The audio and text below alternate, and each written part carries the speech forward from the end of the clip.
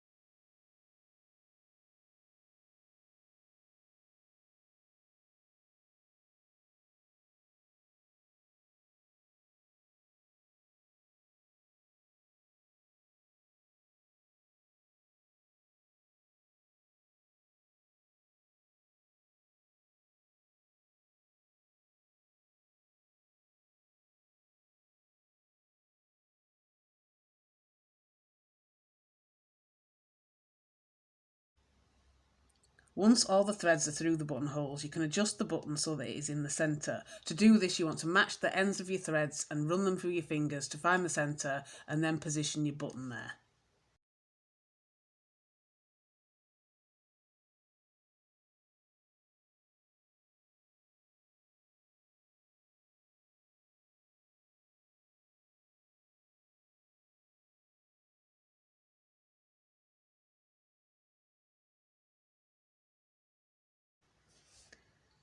Once you've got all your threads attached, you can clip the button to your board or however you prefer to work, and then make your bracelet according to the pattern that you're following. You can go straight into the knotting if you want, but I'm going to adjust mine to a tapered chevron point. If you don't know how to do this, I'll be linking a tutorial on how to do it in the description below, if I remember.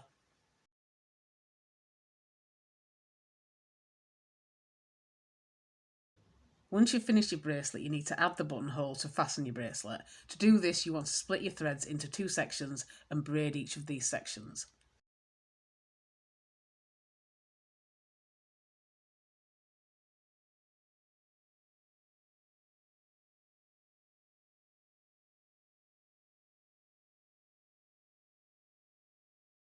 Once they are both braided, you want to tie them together, leaving a gap large enough to fit your button through. Do make sure to check that your button does fit through okay before you tighten the knot though.